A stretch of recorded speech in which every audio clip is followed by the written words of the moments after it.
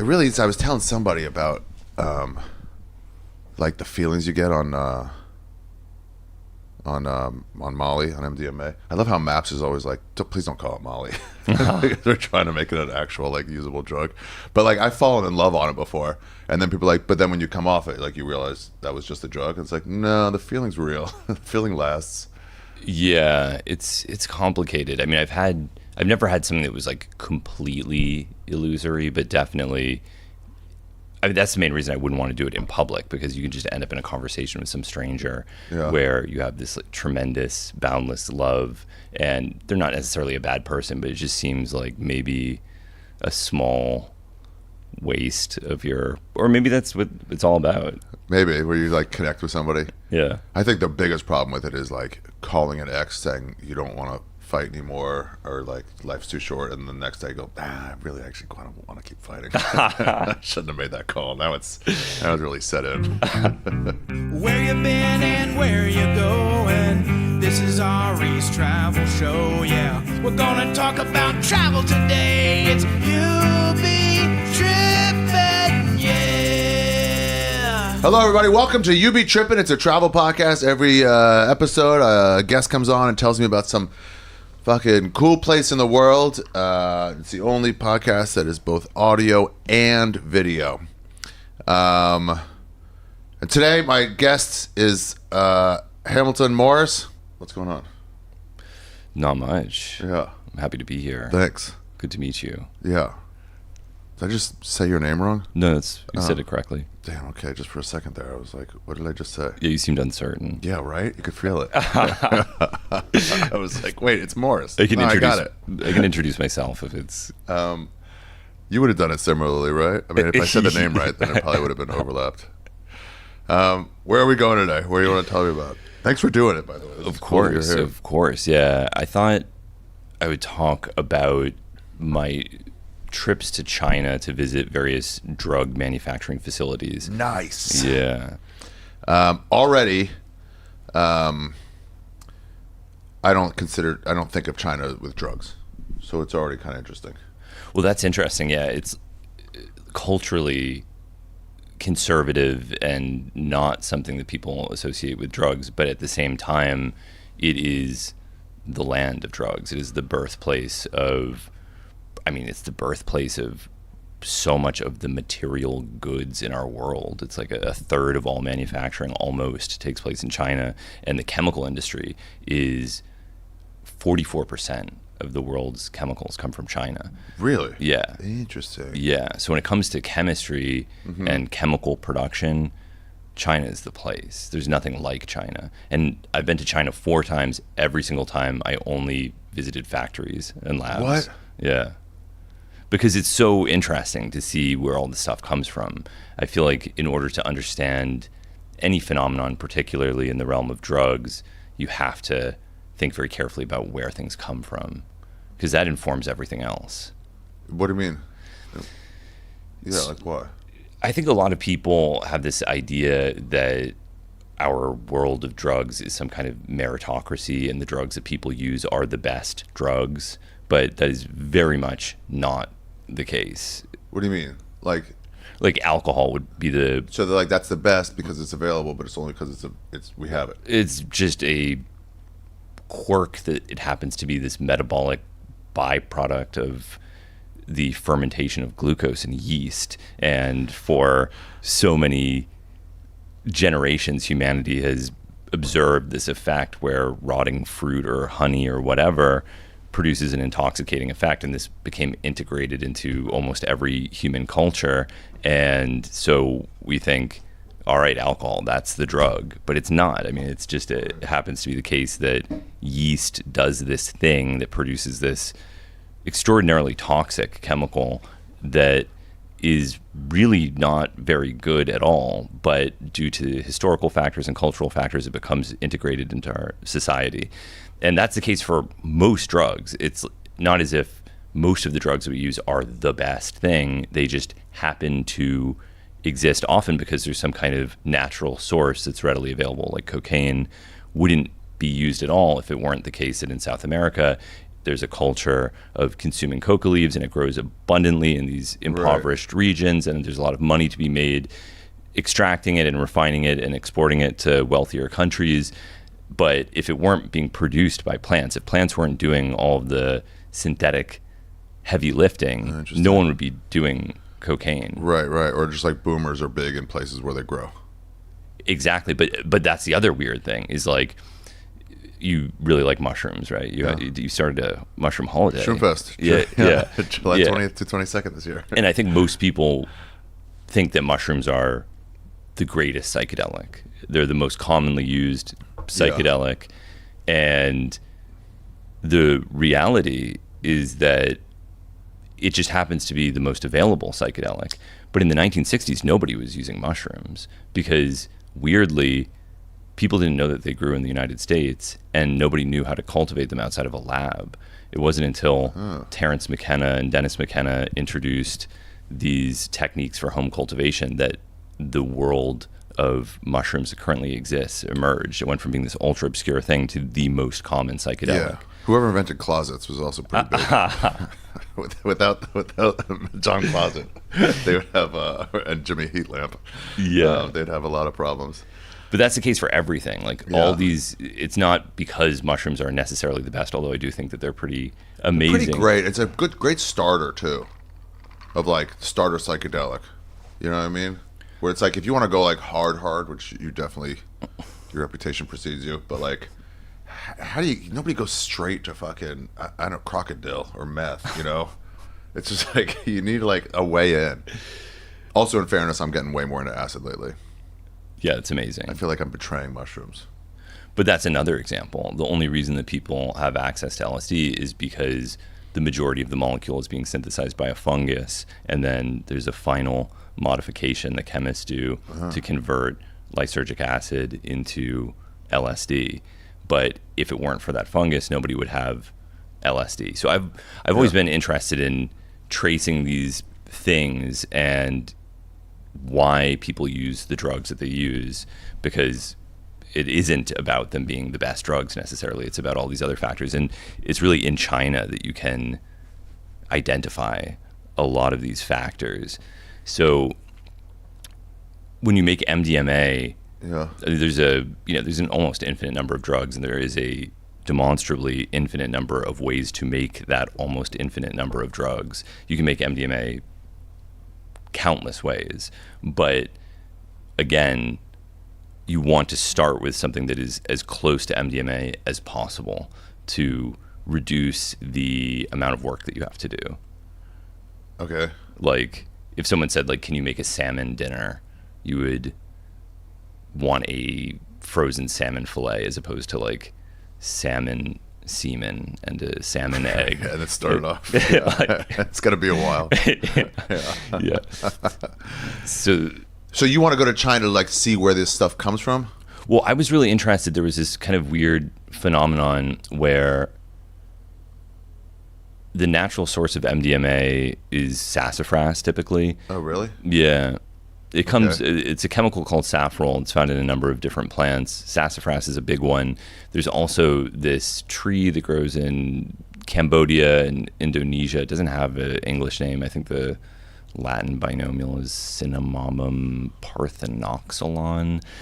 But it's like this. It's this giant tree, and you can cut down these trees and extract the oil from the tree and use that oil to make MDMA. So there was this kind of illegal harvesting of old growth trees in Cambodia that had become a very popular way of obtaining saffrol to make MDMA. Wow, I always thought MDMA was just lab and nothing to do with natural. Well, it is synthetic, but you want to start with that material that contains most of the molecule. Yeah. And okay, I get what you're saying. So in 2008, there was a major crackdown on the illegal harvesting of these, I think they're sometimes called camphor trees in... Let's see if I recognize them. The trees? Yeah. Yeah. Type in Cinnamomum parthenoxylon. I mean, come on, bro. I'll start with tree. Tree. Mammon. Parthenoxylon,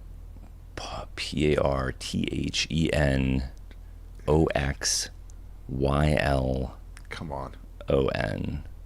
I believe. Ugh, fuck it. All right. This is why you get a producer. Yeah, imagine a tree. Yeah, okay. I like how everyone else is like, whatever, man. We don't have to see it. Idiot. Fucking, all right. Well, this is episode 72 of how Ari's secretly autistic. So in 2008, there was this initiative to prevent people from illegally cutting down these old growth Here or trees over there? in Cambodia. Okay, cool. And the They government needed them for beating baby skulls against. Exactly. Yeah, It was time they again, needed to use them for something good. And the government burned, I think it was like 33 tons of the saffron-containing oil, which was equivalent to somewhere in the ballpark of 30 million MDMA tablets. What? So this was actually a pretty...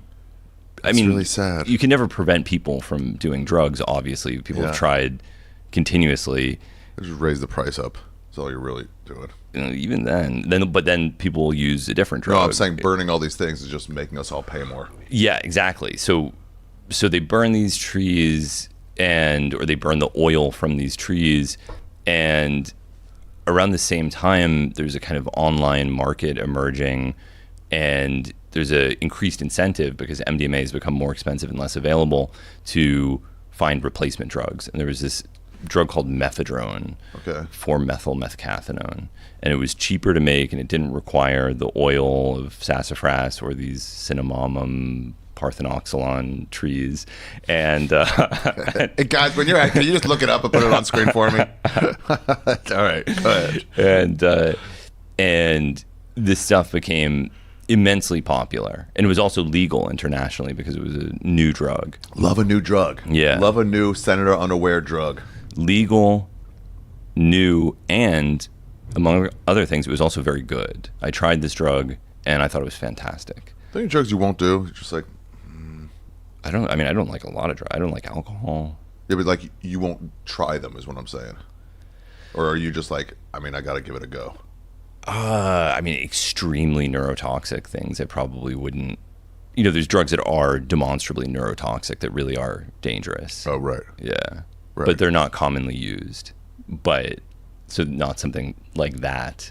And then there's things that I don't think there's any, all this kind of scopolamine type stuff. It's not that I'm categorically against it. It's just that being delirious for several days is something that I usually don't have time for. It's hard to justify. That is the thing with some of these drugs where it's like, first of all, it's midnight. You should have come to me at like 4 p.m.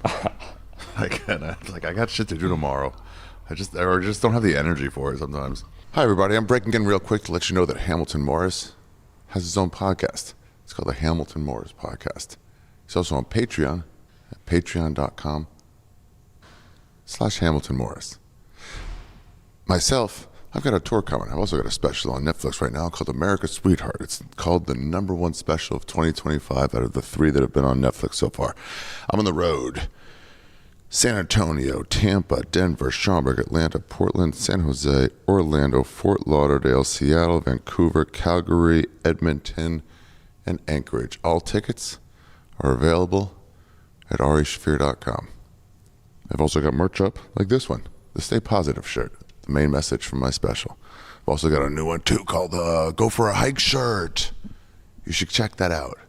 Anyway, I think that's it. Please subscribe wherever you are watching or listening. I'm having a lot of fun with this podcast. What's even the point of this? Is anyone even paying attention to these crazy things I do?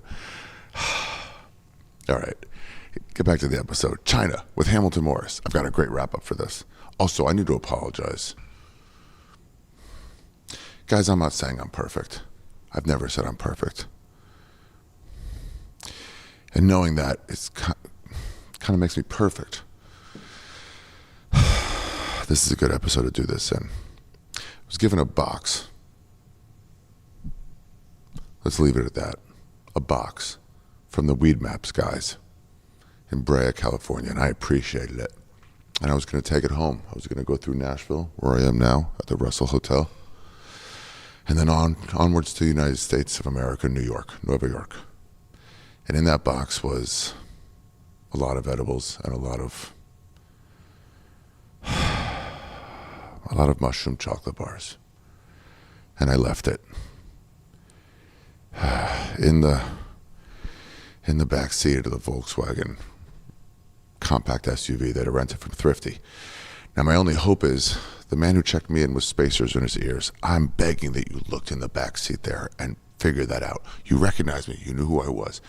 I'm hoping you opened that box and someone got some joy out of it. There's also, unfortunately, a hat that was in there with the side flaps. It was a great hat. I had my balaclava too, but that hat really went with me to a lot of places. And I'd like to say an RIP to that hat. The mushrooms, sure, that was a mistake, and I'll never live that down. I was legitimately upset. When I found out I'd left that back there. Get the shirt at arishaffir.com. But that hat, RIP. You served me well. I remember trying to stuff you under a ski helmet once with the flaps. You were a good hat. All right, let's get back to the episode. R.I.P. the flappy hat. Maybe you saw it in this podcast. Can we do a montage of me wearing that hat? Just a quick, I will remember you type of thing. Chad, do you have any sad music? Anyway, let's get back to the episode. Sorry about the loss of drugs. Legitimately, to Hamilton Morris, I apologize to you. That was wrong, especially for this week's episode to do that. Now let's get back to China and drug labs. Anyway, so these drugs are being made in China. That's how you got there. Yeah. And I mean, this documentary series, Hamilton's Pharmacopeia, I've been working in a lab doing medicinal chemistry for most of my adult life. And I've always been really interested in the interplay of drugs and how journalists cover these drugs, because historically, journalists have done a catastrophically bad job of covering these issues. They've done such a bad job that many people have conspiracy theories. They think that journalists must be under the thumb of the government or big pharma in order to write all these negative things about drugs all the time. And the sad reality is that, as far as I've seen, they're not. They're choosing to discuss drugs this way. Is it just because of like predispositions, like the way they were raised? I was in a here's the example. I was in a Amazonian city, like a big city, yeah, in the outskirts, and this guy who worked at the chamber of not commerce, but I don't know, whatever, was like, hey, we should separate ourselves from the other cities by being the ayahuasca city. Mm-hmm. Like, you can come here, and everybody else like, we're not getting a bunch of fucking degenerate backpackers here to do drugs all day. And he had to be like, that's not what's going to happen. It's not an everyday drug. Yeah. And then they were like, no. And then he goes, okay, tell you what, though, can I just take you on an ayahuasca trip? And they were like, yeah, I'll do that. Because they all grew up with indigenous like family and stuff. So like, sure. And then when they do it one by one, they're like, oh, I was just wrong about it. It's not this fucking people with dreadlocks coming by here every day and like begging for change. They're going to come, do it, and leave. Yeah. And so it was just lack of understanding that made them be against it. Lack of understanding and this sort of cautionary, fear-based culture where I feel that everyone they'll say, well, some people will have a bad experience, and of course they will, or some people will get hurt, of course it will. Mm-hmm. But that's the case with almost everything, yet there isn't this weird tendency to focus on the negatives. Anyway, so I've always been sort of amazed by this, and when this new drug, methadone, emerged, of course it was no different. And all of the reporting was like, look at an inside look at the filthy Chinese labs where the designer drugs that our youth are taking are being made. Yeah. And there'd be some photo of a not particularly dirty lab, and it's like somebody spilled something. And like, yeah. I'm like, well, they're about to clean it up. Yeah. Also, have you seen any fucking Chinese restaurants? Like, you gotta have something to compare it to. Well, it just felt like it was as if someone who'd never cooked anything was going into a restaurant and saying, well, wait a second, there's grease splattered on the stove. Yeah. What are we doing here? Like, these people had no idea what they were talking about. Yeah. And it annoyed me Because the reality, I've analyzed a lot of samples of various drugs from China, and the reality is that compared to the typical black market, they're, for the most part, doing a very good job. And I mean, that's a huge generalization because, as I said, it's like about half of the world's chemicals. But from what I've seen with the drugs that are the kind of recreational drugs that are coming from China, it's usually been pretty pure. And yeah, who's paying them to do it? And is it illegal? Like, what, these labs? The consumers. I mean, this is another kind of interesting historical change that occurred with the globalization of the chemical trade, where historically things like MDMA were made domestically.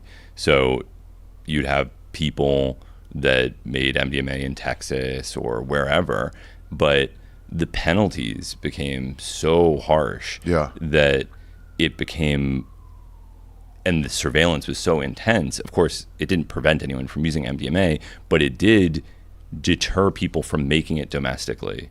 Yeah. Also, this is what once like weed became legal in California first, or more or less, you know, God, it got so much better because they weren't worried about getting cracked down on, and they're like, let's grow this weed a little longer. Let's like put two plants together and really try to make something special.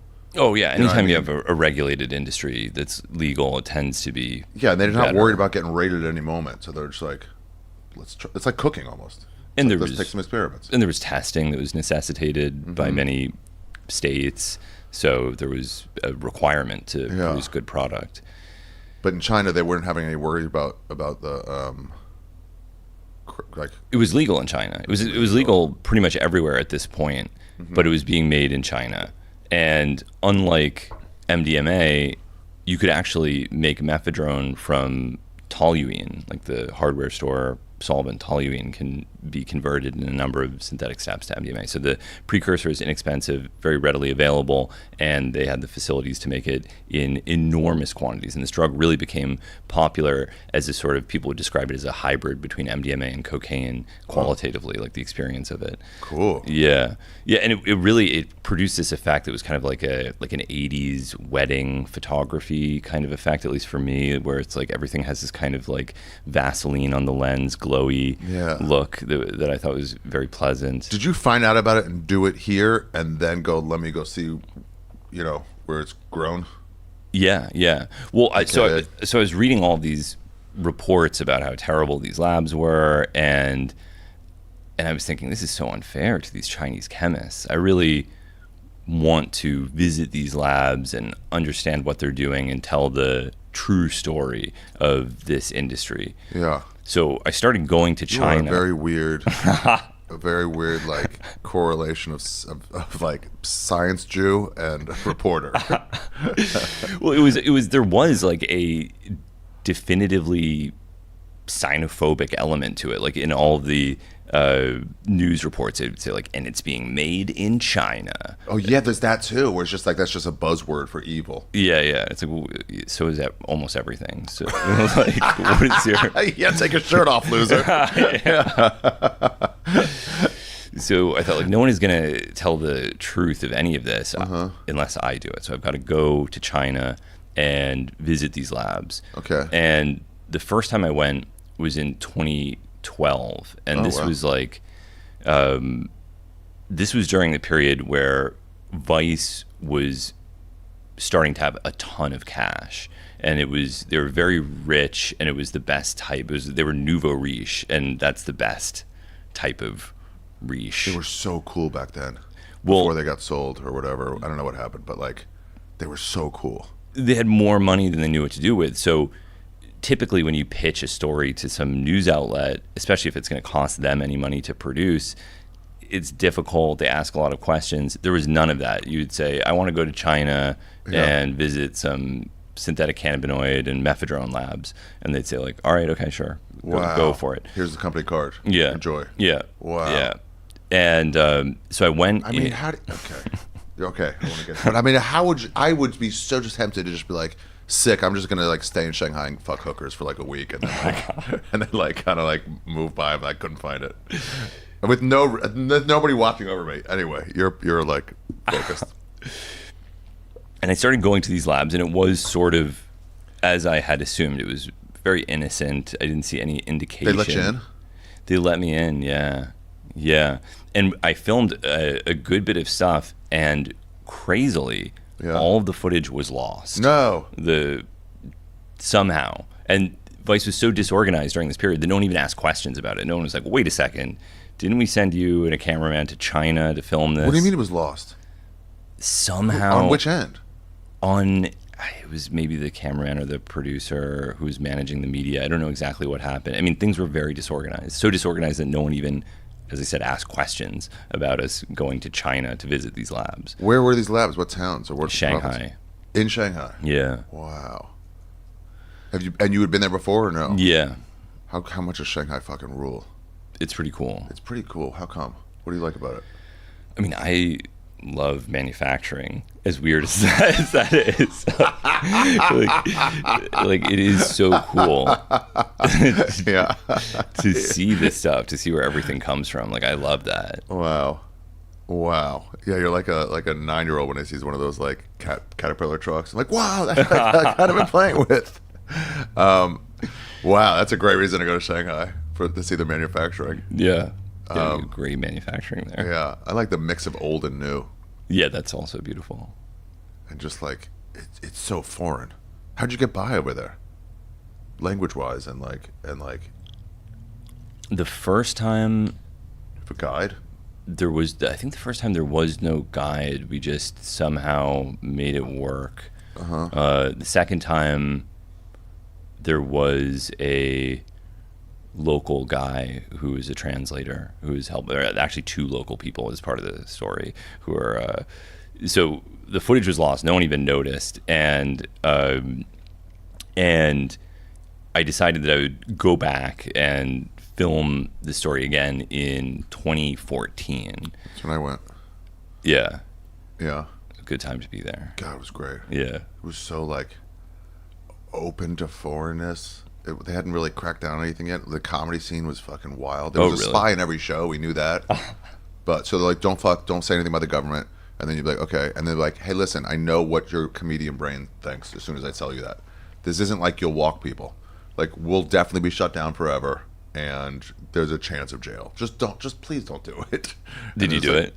I made one joke because I wasn't doing any China jokes, but I was doing jokes about American politics. I was really disillusioned. Yeah. And I was like, we need a Mao in my country to come murder all our senators. And everyone's like, ooh, I'm like, it's pro Mao. They're like, just move on, man. Yeah. Anyway, fun times though. That club got shut down after a while. Like, we got all we needed from your capitalism. We figured it out. Wow. You guys are welcome to leave. Wow. But yeah, it was a cool time to be there. Yeah. Hi guys. Today's episode of You Be Trippin is brought to you by Shopify.com. Not only do I build my own website on Shopify, that's true. I do it. Do.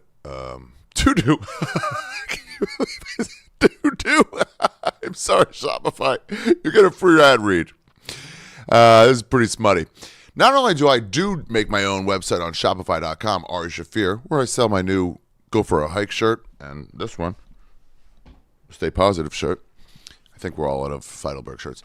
But also, I'm selling the hard parts of diarrhea. Guys, when you're making diarrhea, it's not all soft. We all know it's not all soft. There's hard parts. And those hard parts can be drop shipped. Yeah. And if you go to Shopify.com right now, you can make your own website and sell whatever you want to sell. It doesn't have to be as quality an idea as the hard parts of diarrhea. Yeah, of course you're thinking corn, right? Sure, that's just one possibility. Expand your mind.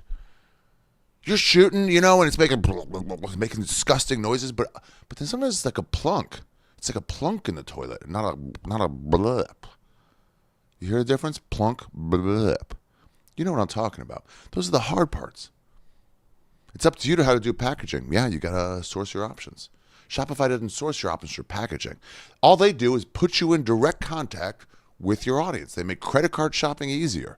They help you set up your online platform, whether you're a brand new company like you, or an established brand like me with the hard parts of diarrhea. Guys, there's so many hard parts. And also, I should just mention this now. If you have extra hard parts and you're not using them, can I have them? Because I'm selling them. The hard parts of diarrhea. Now you might ask yourself, well, how am I going to get those out of there? It's the spoon with the holes in it. I don't know what that is. It's the spoon with the holes in it. Italians have it a lot. Some of them beat their kids with it. The spoon with the holes in it that lets the water go through? That's how you get the hard parts. I do good ad reads. Guys, here's the thing. Shopify wants you to know that it's not just a regular deal you can get. It's actually a better than normal deal because it's me, Ari Shaffir. I've got so much money from selling the hard parts of diarrhea that I can pass on the savings to you. Update your business and get the same checkout as I use. Sign up for your $1 per month trial period at shopify.com/trippin. That's all lowercase. Go to shopify.com/trippin to upgrade your selling today. Shopify.com/trippin. Now let's get back to the episode. Oh, I got a hard part coming right now. Oh, also, by the way, I should mention this. It's not like when you have a full hard poop. I'm not interested in that. Only diarrheas, the hard parts. And I had seen all this sort of undercover stuff being done, which I felt by definition makes things look sketchy. There's no way to go with an undercover hidden camera and not make things look bad. Yeah, you could just do a nice church service. Yeah, it's like the shaky with the Yeah. Like, what's going on here? So it's like, I don't want to do any of this. I have nothing to hide. I'm here to show the reality of what's going on. If I explain myself and my intentions, surely they'll let me film in their labs openly. And that was not the case. Oh. Yeah. Wait, did they know they were doing something wrong? Like if I went to visit a box factory to see how they make boxes, Simpsons episode, I think, they'd be like, sure. Maybe. Come on in. As long as we're not doing like human rights abuses at the box factory. You'd be surprised. I actually bet if you tried to film in a box factory that they might say no. Because like, what do we have to gain? Yeah. Yeah. Or there might be some box haters that there could be there probably are. There's probably some anti-box group. Yeah, fucking gays, male gays, hate boxes. There's like, well, actually, yeah. I mean, I'm a little bit anti-box. Actually, maybe I would be the hater. Yeah. There are too many boxes in this world. There's too many boxes. You ever get an Amazon package and it's a box like, why is it so big? And then there's another box inside that box. Yeah. What are you doing? It's fucked up. It's fucked up. You should get a hidden camera and expose these boxes for being too big. Yeah.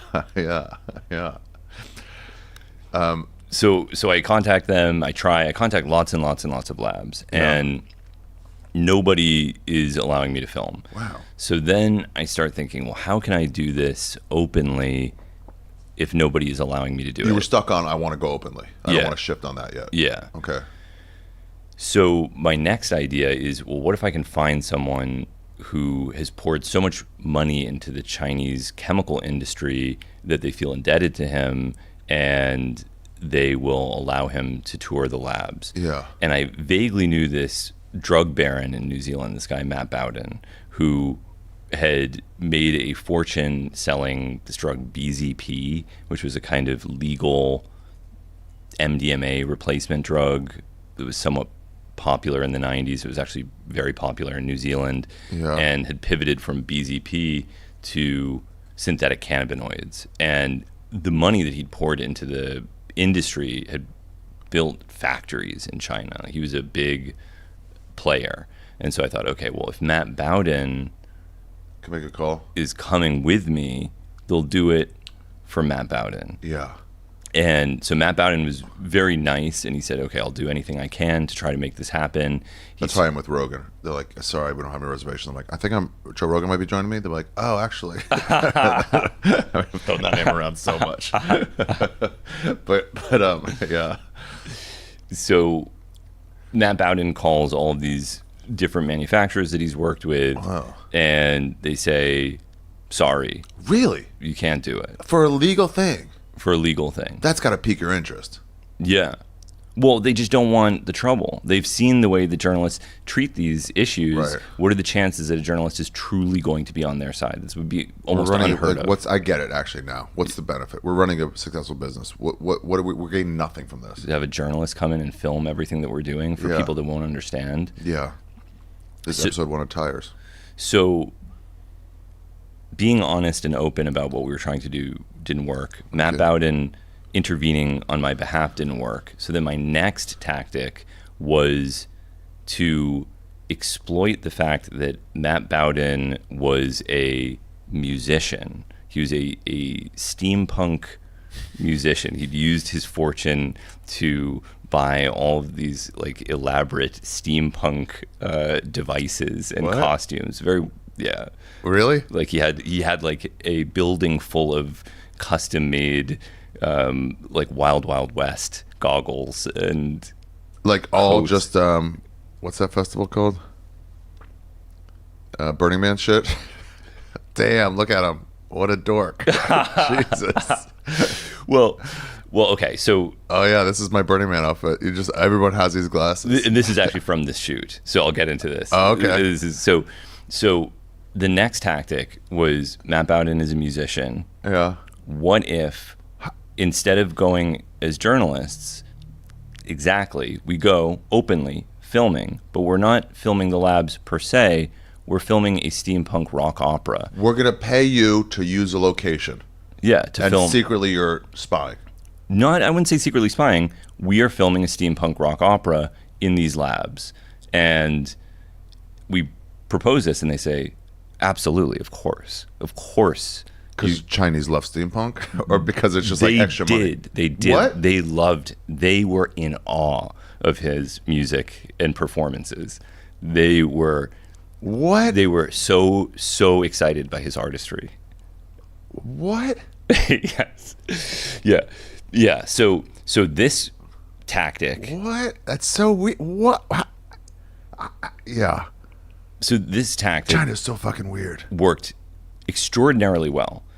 Not only were we able to film in the labs, Yeah. we had tripods, we had dollies, we were going through everything, and all the chemists were so delighted by Matt Bowden's performance that they were stopping making drugs to watch him sing. What? Like they were filming us. That's so great. Yeah. On their clearly superior cameras that we don't get on their iPhones and stuff, whatever their versions of that are. Wow. Okay, so then you're in there and you're talking to them and stuff? Yeah.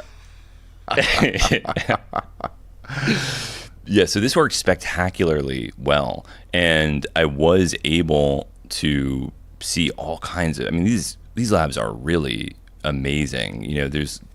Because it is very mercenary, for better or worse. I don't really say that critically. They're not, in the United States, if someone's making MDMA, they're making MDMA to make MDMA. Yeah.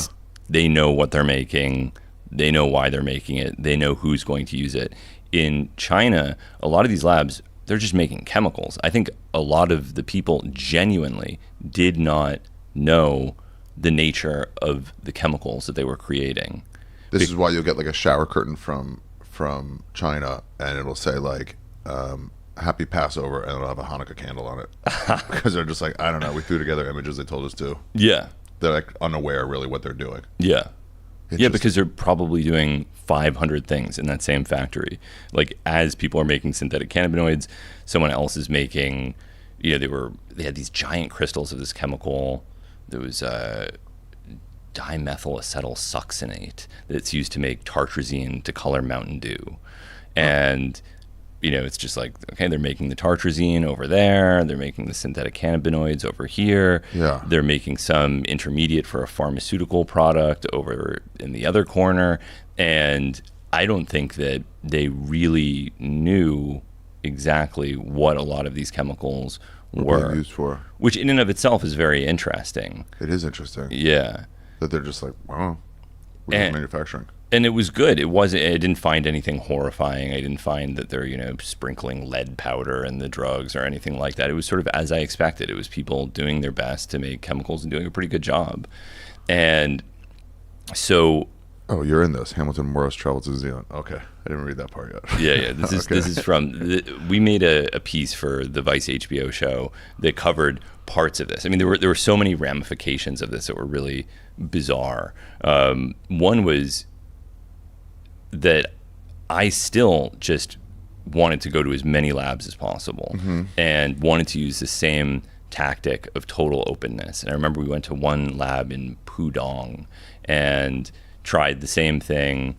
Is there any way that we can film? they say, no, we've all agreed that there will be no secret recording, and we're talking with this chemist, and she's actually, unlike what I just said, she is aware. She does know what these drugs are being used for. She knows that they're drugs. And, Oh, interesting. Yeah. And there was one drug that had become somewhat popular in Russia called MDMA fubinica. This was like an extremely potent synthetic cannabinoid. And I remember asking her, could I buy some MDMA fubinica? And she was like, why on earth would you want MDMA fubinica? Don't you know about all these hospitalizations in Russia? Whoa, really? Yeah, and I was like, oh, okay, they do. Some people do know what's going on. This is very interesting. But she still wanted to make it. Well, no, she was actually discouraging me from Right. asking her to make it. She didn't want to make it. Again, ethical, hardworking, good. It's funny it doesn't go with the story of a billion people that you're like sum them up into one thing, and it's like, no, that's not. It's just humans that are like, people are dying. That's no good. Yeah, I mean, it's all. You know what I mean? Instead of this evil Chinese like idea of a human. And the toxicity of these chemicals was intimately linked to their patterns of distribution. Like, I don't know if you followed all of the spice stuff in the United States, but there would always be these news articles where they'd say an outbreak of spice poisoning among homeless people in Brooklyn. Like, what is the government going to do to prohibit these dangerous drugs?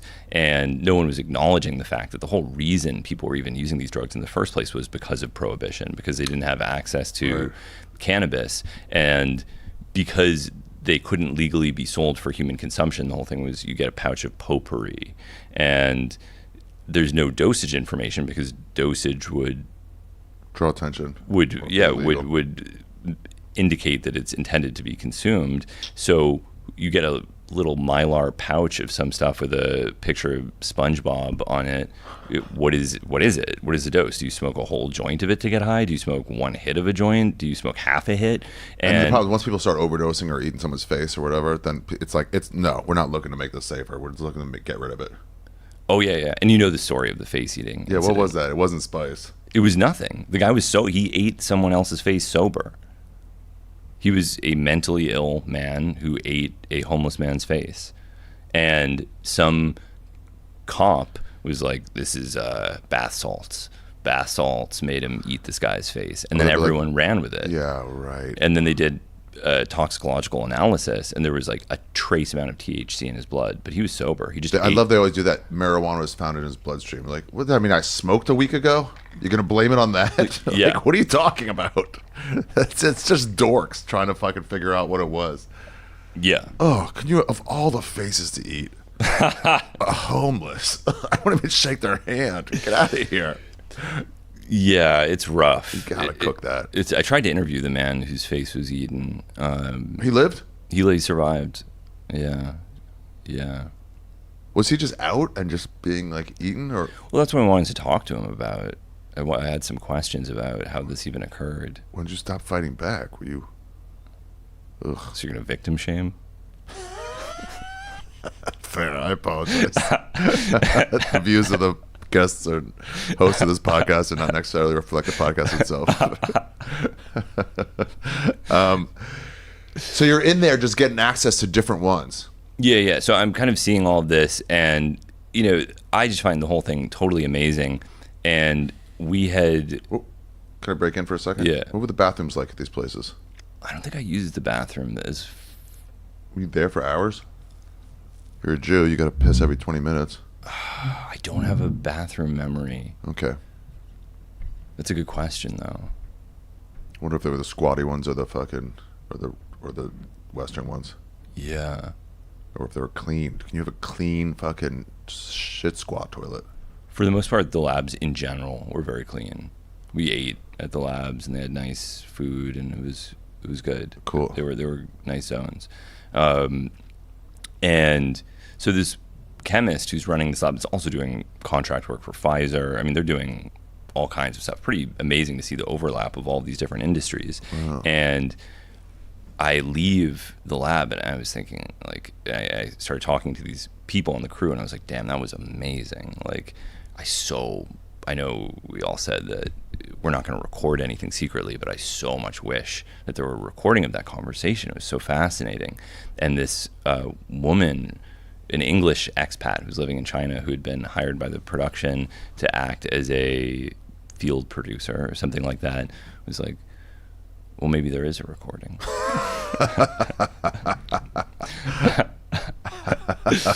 It was like, what do you mean? And she's like, maybe there is a recording. I was like, are you saying... She wants a bribe? Are you saying that you recorded this? We all agreed there would be no secret recording, but I'm happy that you did because it's very useful, even though we did agree that this would not happen. Please send it to me. I'd love to listen to it. Yeah. And she's like, well, I'm not sure. No way. She wants a fucking bribe. I'm not sure I want to do that. And then Matt Bowden is listening to this and he's like, what is going on right now? What is someone is secretly recording these being coy about it? These conversations, yeah, being coy and villainous about their secret recording. And I remember talking to the producer and I was like, this other producer is saying that they were secretly recording my conversations. And he's like, whatever. I was like, no, it's really weird that she was doing that. It's a breach of contract. It goes against our agreement for this entire production. Like, I don't think this is a good thing. And he's like, it doesn't matter. Just forget about it. And I was thinking, like, what is going? Then I later realized that he was almost certainly sleeping with her, which is another element of the yeah, he's like, just it's not worth it to fight with her, trust me. She gets annoying. What'd she want? She want you to go down on her? She was like, I want to see what a Western fucking box munch is like. She was from England, so she just wanted a bribe, or what did she want? That's crazy. No, she wanted to China's take nuts. the story for herself. So why even tell you? Because then she actually asked me to help her decipher some of the chemistry that was being discussed in her secret recording off, of lady. me with Fuck the off. Yeah. It was pretty wild, and I think people don't realize how crazy journalism is. Like, everyone always talks about, like the lying media or whatever, but they don't realize that there truly is just totally unprofessional behavior going on routinely during these stories that you might read in whatever publication and think it's just some kind of normal reporting. Mm-hmm. Yeah. Let's assume it's her. Is it?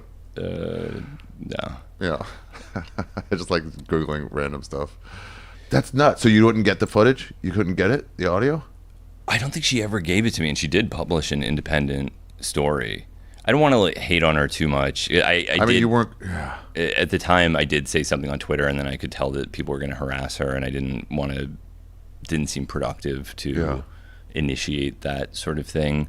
But after that, it was kind of as if the whole nature of the production, the ethos of the production disintegrated, and there was this idea of like, all right, maybe we should just film in these labs. Maybe we should try it out. And film secretly, you mean? Film secretly, right. Yeah. And so again, Vice still had a lot of money at this point, and one of the producers was like, well, Vice gave us like state of the art, best spy glasses that money can buy. Oh, cool. Like the top of the line spy glasses. And I was like, okay, let me take a look at them. And it opens up the box, and it's like these massive Woody Allen horn rim glasses with like a shiny lens on the bridge and a USB port on the arm and a glowing blue LED. And I was like, these are not very good spy glasses. I don't think that it's we're gonna get caught. And the producer's like, you're right. These glasses are going to get us killed. They're going to get us killed, and smashes them. And I mean, this was a weird production. He smashes the glasses. So then we go to this lab. So there's got to be some fear too. Like you're in they weren't as enemy-ish then as now, but like you're in a formerly communist country. There's got to be some fear of like, are we going to be looked at as spies? You're also fucking with someone's business, potentially. At least whatever. If you found out that I was secretly recording this conversation, it would be weird. Yeah. Even if you are recording it openly, it's just secret recording in general is a kind of weird thing to do. Nobody likes it. Nobody likes it. So spy glasses are smashing off the table. So then the next idea was some kind of hybrid between the two, which is just to wear a camera around your neck like a tourist and just have it on, and to use it periodically, but in a and then put it away, but still recording. Yeah. And Ollie G was really good at this. He would have people sign like usage waivers as he was dressed up as Ollie G, and there was another guy in a suit, which the people being interviewed would assume that's the interviewer. And then Ollie G would come in and be like, "Hey, I need you to do this and do that," and then the suit guy would get behind the camera, and he'd be like, "Oh, what?" And then it'd be Ollie G going like "Booyakasha," whatever, like, and they're like, "Oh, but they've already signed it, based on this other thing," so they didn't think they were being pranked. Right. Or like, "Hey, we're doing this interview about something," and then this guy starts fucking with you, but they've already signed the shit they have to sign. Right. Based on like a semi-false pretense, but like, he got it done. Yeah. So like, yeah, that's a good idea. Like, film somebody, record, and then put it back and just keep it going. Call attention to like when you're actually using it. Or just do it in a kind of amateurish way that is less threatening. I mean, even just the way a camera looks totally changes the way that people interact with it. If it's like a rig that has a shotgun mic and a big lens, people will interact with it totally differently than if it's a point and shoot. Yeah. So we did this sort of hybrid, not hiding it, but kind of looking a little bit more amateur than we actually were. And that ended up being a sort of effective tactic. And again, we didn't really capture anything bad. I don't think that any of this was bad. Yeah. I don't see it as an expose of anything evil. And my hope, if anything, was just to show that this is a sort of obvious ramification of prohibition. This is just what happens. If you don't allow people to use the drugs that they want, they'll find a different way. And there was almost no way to avoid this. I mean, this is also what happened with fentanyl. This is what happens with pretty much any drug. As soon as you crack down. Even the fucking whatever spice, whatever they tell the army, like, we're going to test you for weed. And they're like, well, we're still going to get fucked up. So now we got to do one molecule off. I'm talking to a guy who knows way more than me about it. No, but it's absolutely right. It's 100% right. And that's how it actually started in the United States, was in the military for that specific reason. This is the irony of drug testing, is instead of preventing people from using drugs, it promotes the use of untestable drugs with unknown effects and unknown toxicity. Right. And it was in the military where spice first took off because of urine analysis. Damn. Yeah. So you're there. You're finding out all this shit. How'd you decide to leave, or would you like? Like, what's the story then? That it's all. I guess the story is that this is a thing that is going to continue until drug policy is reformed sufficiently to allow people to sell drugs openly. And I don't know if that message got across. I mean, there was also the steampunk rock opera, and did that ever come out? Yeah, it came out. Really? Yeah, it was part of the piece. What's that movie about the making of a doomed movie? I forget what it was, like Brazil or something, where there was like the making of a movie that never happened. Somebody died, I think, in the making of it. Does that sound familiar at all? Somebody got their head chopped off by a helicopter. Well, that happened in the Twilight Zone movie.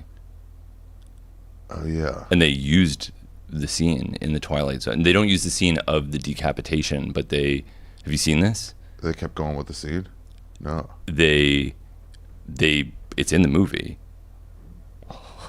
They don't show the decapitation, but they show everything leading up to the decapitation, but of course don't acknowledge that the star was killed. Gone? Yeah. Wow. Fucking Hollywood. I mean, it resulted in major labor reform in the film industry and a lawsuit. So it was. Yeah, but I'm just saying, like, the idea that, like, well, we got to make the movie instead of like, shit, somebody died, let's just go home. It's still like, it's the picture. It's so important. When Wait. So anyway, so this making of this rock opera, you made the rock opera? Yeah. We filmed a lot of. Did it Matt rule? I thought it was an amazing experience. I think Matt Bowden's awesome. Yeah. And I think, the whole reason that this happened was New Zealand had this very bizarre quirk in their drug policy where they refused to approve cannabis, but they said you can't sell cannabis, but you can sell a synthetic cannabinoid if you subject it to a sort of preclinical analysis that's analogous to a pharmaceutical drug. If you demonstrate that it's not physically toxic, you can sell it as a recreational drug with no medical pretense, which is very different than what happens in the United States, where everything typically passes through a medicalization period before approval, right? Before you have legal cannabis, you have Marinol that's being prescribed for chemotherapy-associated nausea, and you have medical marijuana, and then gradually the medical pretense is dropped, and you have... There was that time in LA where it was medical marijuana, but it was so rampant. There was a time where it was like, but like there's a way to get in. You can just find a crooked-ish doctor. And then there was a period when I got into it where it was like, oh, it's just everywhere. You can just say, I can't sleep. Yeah, you just can, it's... And then you're in these stores and it's great. But then if someone in a wheelchair came in, there was a moment like, we're here because of you, please. Like, without you and your suffering, we would not be able to get like fucked up. So go for it. Or someone with cataracts, like, please, sir. Yeah. And now it's back to just like, fuck off, wait in line, cataracts, idiot. Yep. Like it's nothing to do with you anymore. Yep. Yeah. So they abandoned all of that pretense and they said, all right, you can just sell these drugs as recreational drugs for adults to use to get high and have a good time, as long as you demonstrate that they're safe. And cool. I mean, it was weird that they wouldn't approve cannabis, but that aside, it was actually incredibly progressive and sophisticated drug policy that's been almost completely forgotten because it didn't work for a number of reasons. One was actually that animal rights activists protested it on the grounds that the preclinical toxicology work would hurt animals. Wow. Yeah. And you're like, that's not even what we're doing. But it's like, yeah, fair. Well, it's one of those things where there's no testing on rabbits. Yeah. Yeah, I mean, it's one of those things where it's like, if that's your concern, makeup should be your issue. Or people eating meat, right, would be the big one that is really, I think the scientific use of animals is probably the most justifiable of all uses, depending on it depends on the context. Like if someone's, has a tradition and they're eating an animal to survive or whatever. I mean, I eat meat. I'm not even moralizing in this dimension, but I think going after scientists is kind of the weirdest of all of these paths of trying to... It's like not the major problem. Not at all. Yeah. Not at all. So that was what undid a lot of this work ultimately. And there was the issue that the synthetic cannabinoids, they were brilliantly designed. Like he had a whole team of chemists and pharmacologists who were working, and they made some really extraordinary drugs. I mean, they had drugs that were far more potent than THC, and they only lasted about 30 minutes. So it was almost like a cannabinoid DMT. But the issue is that there is actually a pretty well-established association between drug duration and its propensity for abuse and addiction, where shorter duration drugs that have a faster onset are almost always more abusable than a Coke. Like a Coke. And also it goes drug. away, and they're like, let's do that more. As opposed to an edible, you're like, I'm good for 6 hours. Yeah. Like I don't need it. And then when I'm done, I'm like, I'm done. Or mushrooms. It's like, we're done now. Yeah. When it wears off, it'll be good. Yeah. Well, mushrooms, no one gets addicted. It's not even really possible. And wait. Bro. No. Hold on. Okay, we're good. Why right on the fucking camera, dude? Yeah, I would love though a shorter acting heavy one. Those are my like the the DMTs or the whatever, where it's like, okay, it's not a whole day. It's just let's just do it, get the high out of it, and then be gone. Can I tell you about my drug that I invented? No. But if you know a chemist, please. It makes you I don't know how to do it. I just want someone to. I have an idea for it. Okay. It makes you temporarily just to get like homework done or whatever, autistic for a short amount of time. and then another pill to make you unautistic to get back to your normal life. Possible?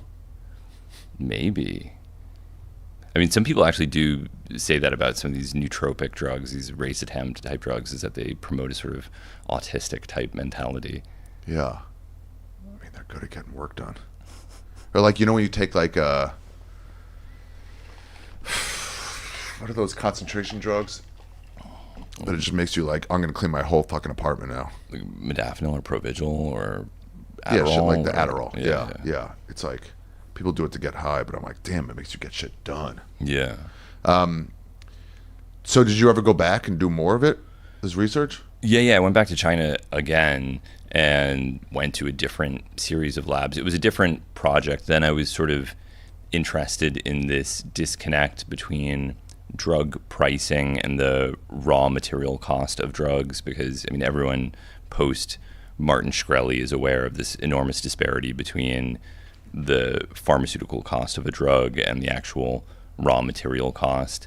And there are so many glaring examples of that. The drug Daraprim that Martin Shkreli was selling became kind of the publicly discussed one, but I was interested in a cancer chemotherapy agent called lenalidomide that's used to treat multiple myeloma. And again, it's the same deal where it was, you know, financially crippling for a lot of people with cancer, but it's so cheap and made in such abundance that when I was visiting these labs, they're like, oh, here's a free sample. And the free sample is, you know, enough to treat several people for the rest of their lives. Really? Yeah. Because it cost them nothing. Yeah. That's so interesting. I heard he was on this podcast, Legion of Skanks, which is whatever, which make fun of shit. But he was like, you know, there was a generic version of that drug that I gouged everybody on. So like anyone could get what they needed for like pennies. Really? Yeah. He was like, it's like Viagra. And he's like, you know, there's like a no-name Viagra that's like way cheaper. But he goes, that's what mine. It was just the designer drug. Well, there could have been one. I don't know that there was. It was off patent. There could have been a generic, and that's part of it. Like, I actually am not into. Oh, maybe that's what he meant. Yeah. Where he's like, then you can just make that. Yeah, I mean, that's part of the whole issue, is that there's something a tiny bit disingenuous about the way that I was approaching this issue, because it's very easy to make that case of like, well, wait a second, this person's paying an enormous amount of money for this drug and the raw material cost is very low. What's going on here? And the reality, of course, is that the cost is associated with covering research and development, and anytime a pharmaceutical company develops a drug that doesn't succeed, they have to somehow overcome those losses to continue doing research and development. And there is a little bit of complexity in the production and creation of these drugs that it's not totally fair. I mean, this also has to do with our totally fucked up medical system and insurance and so many different factors that it's not good to oversimplify it. But I was interested in this one example just because I think a lot of people aren't aware. It was like a big thing with the Martin Shkreli drug Daraprim, where a lot of chemists, myself included, would show how easy it is to make this drug. And it's again, it's sort of disingenuous, because yes, it is easy to make, but what are we expecting people to make it themselves? They're not going to do that. Right. And then even when I get this free sample of this drug lenalidomide from the factory, then what? Do I give this to someone with cancer and say, oh, you get a milligram sensitive scale, and it's but then it's like, all right, how about $20? You know, it's like, forget like 2 cents, but like there's a middle range of like, well, let me package this for you. Oh yeah, so a chemist can get paid some, and a pharmacist can get paid some, and then it just like it goes up a little, but not to like 20,000. And ideally, insurance and our tax money would cover it in such a way that whatever it does cost, it's not a burden for the sick person to bear. I can't get started on American insurance. Yeah, I hate thinking about it. Hey, can I ask a question? Yeah. I want to finish up China, but something I've never been able. I want to talk about fentanyl. I never got the answer on where this shit comes from, and I realized that maybe you know. Yeah. I thought at first it was cartels fucking with other cartels and their stash, but then there was like, how would anybody know? I heard it was cutting but I'm like, why would you cut with like a death drug? And then also there's this weird thing of like a cop had 1 grain on his shoulder, had to go to the hospital, and other guys are fully snorting straight lines of fentanyl. It's like these stories don't match. Like something's off in this. And they go with their tolerance. Like, how do you go from 1 grain will kill you? How do you get your tolerance that much from 1 grain will kill you to snorting full lines? There's no A meets X meets Y on that. Oh yeah. I mean, that's just okay. Well, a few questions there. The tolerance one is that opioids really do produce a remarkable tolerance in habitual users. It is genuinely the case that someone who's been using opioids for years and has a high tolerance can use a quantity of fentanyl that would be deadly many times over for a non-tolerant user. Okay. And with fentanyl in particular, it's weird. People always talk about the potency of fentanyl, but they don't talk about the duration of it. It's a very short duration drug. That's why in terms of the medical preparations, they're always like a transdermal patch that allows continuous release into the bloodstream, or a lollipop that you keep in your mouth so that it's continuously being released. If you just snort... A fent? Yeah. Fentanyl lollipops? Yeah, the brand name Actique. Brand name? Yeah. What? Yeah. Where do you get that? It's used for breakthrough cancer pain. It's not... oh, right. Yeah. I mean, fentanyl is a very important medicine. It has a terrible name, but it's kind of a extremely useful way of managing pain in cancer, and it's used in anesthesia as well. So where's it coming from? So this was a sort of inevitability, because with heroin, in order to make it, you need poppies. You don't need poppies, but it... Like you said, they want to start with as much base product as possible. Yeah, so it's just a one-step chemical reaction from the morphine in poppies to heroin. It's a very easy transformation. It doesn't even really need to be done, but the diacetylation makes it stronger. And this means that it has to be produced in a region of the world that has these poppies. There's all kinds of complexity introduced, although it does make the chemistry aspect easier. And this really has been going on for a long time, really picked up during World War II. There was a huge initiative, particularly in Germany, to find synthetic opioids that weren't dependent on any kind of natural product in order to produce. And that's where you get methadone and Demerol and a lot of these synthetic opioids that aren't being made that way. And then that kind of opened the door that it doesn't need to have a chemical similarity to morphine in order to exert the same type of effect. You can have completely synthetic compounds that are far stronger than morphine or heroin, that are easier to produce because of just being fully synthetic products.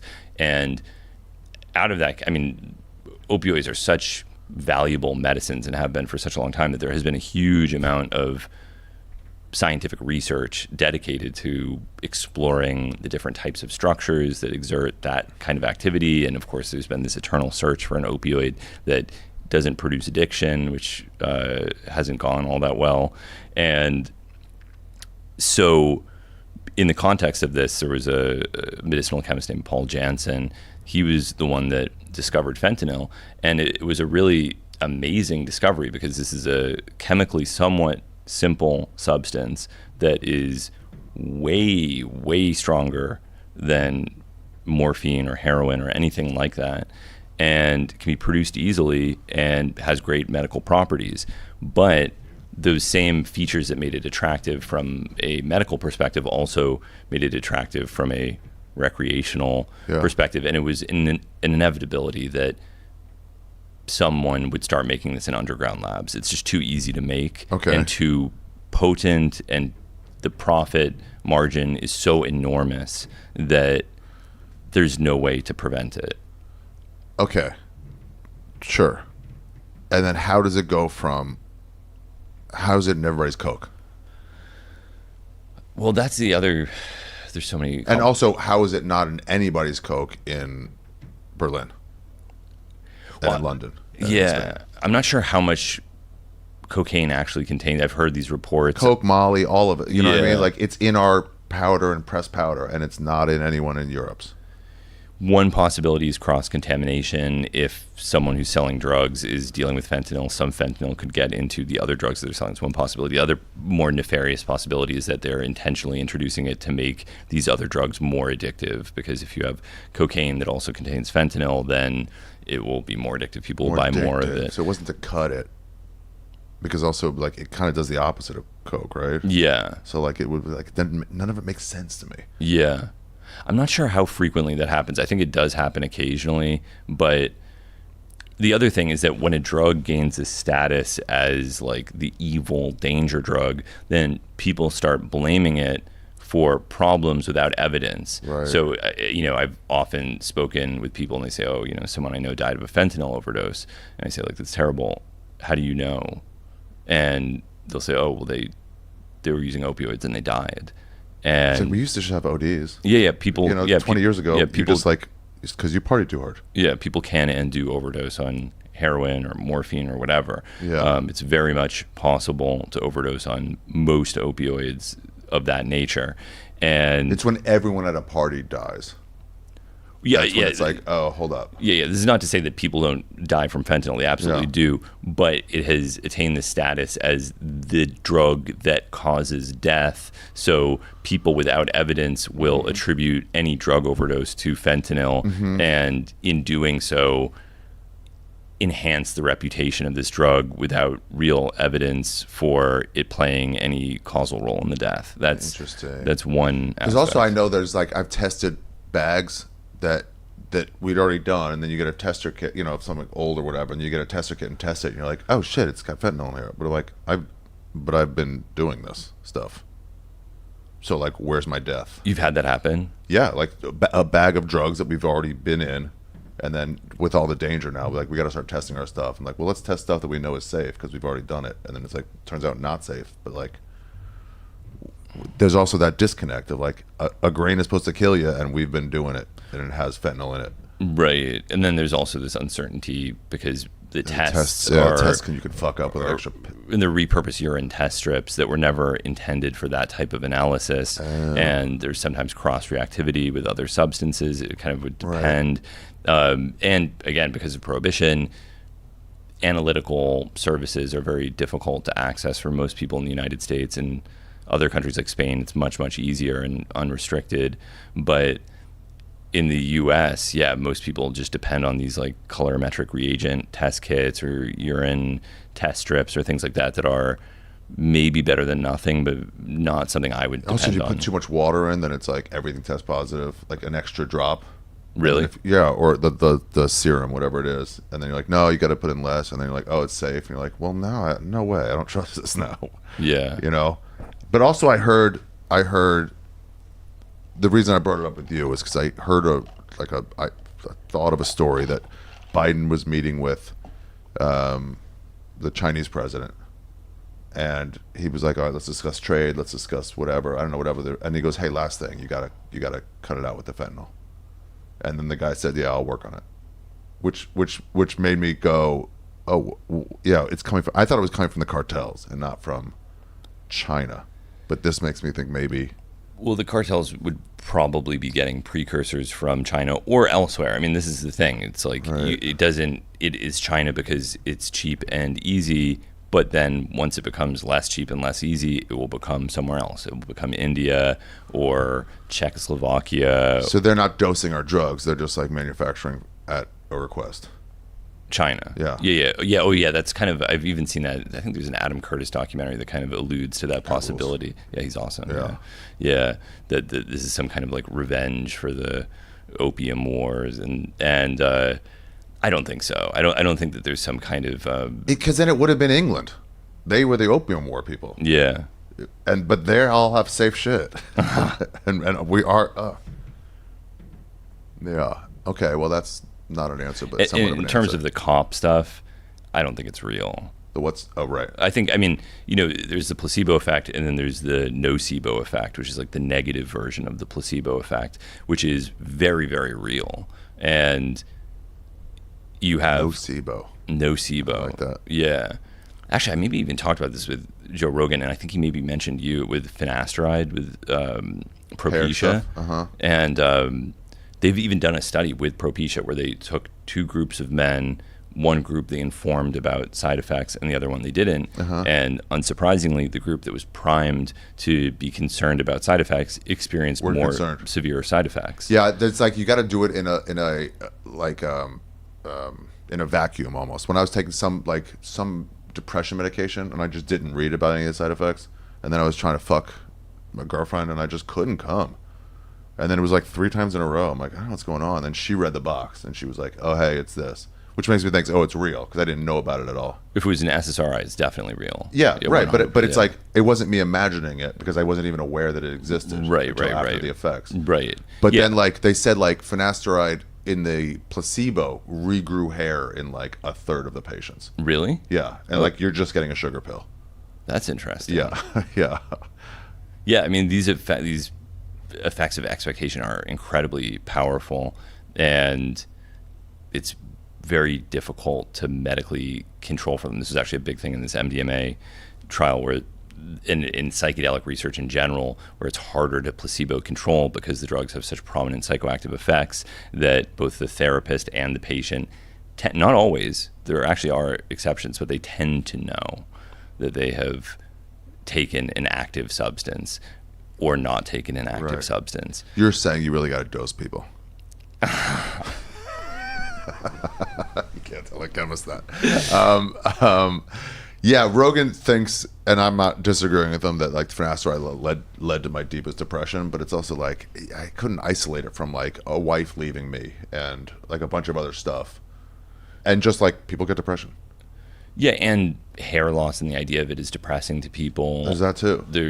It's not like a delightful experience to be like, nice, some part of my body is dysfunctioning and I'm taking a weird that hormonal medication that is frightening in order to address this problem. I was actively a failure in comedy too. Like this thing's all like it's nothing's isolated in this. Yeah. So, and that, of course, is not to say that it's all nocebo or that nobody experiences these side effects. It's just that there are these complicated effects of expectation, and with these cops, they're hearing nothing but the worst of the worst. They have this whole internal mythology surrounding drugs, things like PCP. They distribute manuals that only serve to heighten the fears associated with it. And I think this is like, and then this trickles out into the culture. The cops speak to journalists. The journalists uncritically repeat what the cops have told them. People uncritically read what the journalists have repeated from the cops, and suddenly you think that people consuming PCP have superhuman strength. Yep, that was always the thing. Yeah, that's what they told us when we were in like grade school. And jump out of a like a third-story building and be fine. Yeah. Or Rodney King was on PCP, so they had to beat him up because superhuman strength. Yeah, and it becomes a justification for police brutality, because if you are promoting an idea that a drug gives people superhuman strength, then some very serious force is warranted. These are people that can tear open handcuffs and tear car doors off their hinges, so you really have to be very careful. But you're a cop who's read that, if he's not using it evilly, but like, I'm scared. This guy's just took a superpower pill. Yeah, but of course the issue is that it's not true. Right. So then it's in whether or not the cops truly believe it. I think in many instances they do. Yeah. Because that is part of the culture of kind of vigilance and fear that is so prominent in law enforcement. And so with fentanyl, it's like, it is a very potent drug, and it is somewhat frightening. And if you don't know that much about pharmacology or toxicology, and you just hear that stuff is so many thousand times more potent than morphine, and then you see a bag of some white powder and you start to feel a little weird, it's very easy to freak yourself out and think that you're dying. And then if that happens, then you're kind of heroic as well, because you just, in the line of duty, you just were poisoned trying to keep America's youth safe. It's a good story. Right. It promotes caution. Yeah. So there's a lot of incentive to promote ideas like that, even if they're not true. Right. This is why every time, like, you fuck some skank. You're like, the next day, you're like, that itch is something. That can't just be because I didn't shower this morning. That's got to be some disease. Yeah, and then just like for that. like 3-4 full weeks, you're like, well, I have everything. But why is it in all of our stuff suddenly? It wasn't around like 6 years ago. Well, again, these have to do with complicated market factors. So there was this change in medical attitudes toward opioids that is largely attributed to the effects of Purdue and the Sacklers, where, and I actually think that they're endlessly attacked by journalists and really everyone, but I think that there is a case to be made for liberal prescription of opioids. I'm not so into the idea of being prevented from accessing drugs that I want to use. I don't like the idea that I'm not going to be allowed to consume drugs for my own safety in general. So on that level, I'm a little bit hesitant to wag my finger at somebody for allowing me to access drugs. Of course, it's more complicated than that. Yeah, I would just like if I'm getting even like a Vicodin for a tooth, like a tooth surgery or something, there's still a warning, like, hey, don't drive on this. Like, you might get super tired. Right. A bit of a warning with whatever that Purdue drug was that they're making movies about. OxyContin. Yeah. A bit of a warning instead of suggesting it to my friend and my dad and all these people like, take that. I'm like, dude, no. Take aspirin first and then Vicodin and then get on that shit. Yeah. Yeah, it was overprescribed without question. But one unintended consequence of this was that journalists loved the story. This was like an addictive drug for the journalists, was shaming the Sackler family because it's a perfect story. They're rich also. They're rich, totally unsympathetic, totally without risk to criticize them, and you look good doing it. You're standing up against the people who died, against these evil billionaires. So everyone kept drumming the story, and the New York Times would write these things where they say internal documents from Purdue show that they were aware that oxycodone was an addictive drug. And it's like, well, of course they were. Are you kidding me? Like, how is this even remotely surprising? So I thought the way that it was being covered was kind of nuts. So Purdue's under all this pressure. They reformulate oxycodone in an abuse deterrent tablet that can't be crushed or injected. So suddenly all these people that are dependent on crushing and injecting or snorting oxycodone can't really do it anymore, and they shift to other sources of opioids in order to achieve the high, and this creates a market for fentanyl. Purdue is still blamed for it, but it's a little weird to say it's still your fault for making the oxycodone less abusable. And right, because the people who are already on it were like, well, now we're going to search for something, but they're, I guess, less addicting. They're getting less new patients or customers. And then there's a major crackdown on opioids. There's all of these lawsuits, and then people still want opioids. By 2021, the media was fully saturated with stories about Purdue and the Sacklers and OxyContin and the opioid epidemic. There probably wasn't a person alive who hadn't encountered those stories, and yet more people died of drug overdoses than any other year in history. And so the idea that it's as simple as this is what happens when you liberally allow people to access drugs doesn't really capture the reality that there are all these social factors like COVID and kind of like I'm bored as fuck. Isolation. We're doing drugs. Yeah. Oh, yeah. And I'm alone, social isolation, disintegration, lack of community. I think COVID was never the most amount of Molly use in business meetings. Because it's like 3 p.m. meeting. I'm so bored until then. I'm like, well, I'll take it at 2:30. It won't kick in until after the meeting. And then push them back at 30 minutes, and then you're fucked. Interesting. Yeah. And then what happened is, in the wake of that, manufacturers of other potentially abusable drugs, particularly stimulants, decided, all right, well, we don't want to get sued. We don't want the same scrutiny. We just will not make them as available. Of course, there's also pressure from the DEA. And now the result is that Adderall and Ritalin are totally unavailable. Like, really? They're for years, they have been they're so unavailable that there are companies in the Philippines that will call pharmacies trying to find one that has any available because it's like a full-time job. I know a pharmacist who said that people break down crying because they're spending all of their time just trying to find one pharmacy that has Ritalin for their children. What? Really? Yeah. Wow. Yeah. Yeah, when they say overprescribe, it's like that's like it like what is it? Connotatively means it's all bad. And it also means take away our freedom. We can't. Right. We are not allowed. We shouldn't But be allowed to have overprescribe freedom. is also like, but sometimes it's good, right? It's just like if it goes too far, it's like sure, but like, you know. And these things are complicated. I don't want to put it all into the ballpark of personal responsibility, but that's a big part of it that never gets acknowledged. No one ever says like, well, you do play a role in Chill, decisions. you've been drinking too much. Stop drinking this week. Yeah. Like you're a grown up. Fucking get in control. Yeah. Yeah. You're saying they're all pussies. I get it. All right. Well, the China part is over. So I think the podcast, we should wrap it up. That is interesting, though. I got to look at this rock opera. Yeah. Check it out. Yeah. And it's so funny. And it only existed because you needed to get access to a fucking Chinese fucking pharmaceutical company. Yeah. And they loved it. They got the show of their lives. They were so... Did you get any feedback on them watching the rock opera?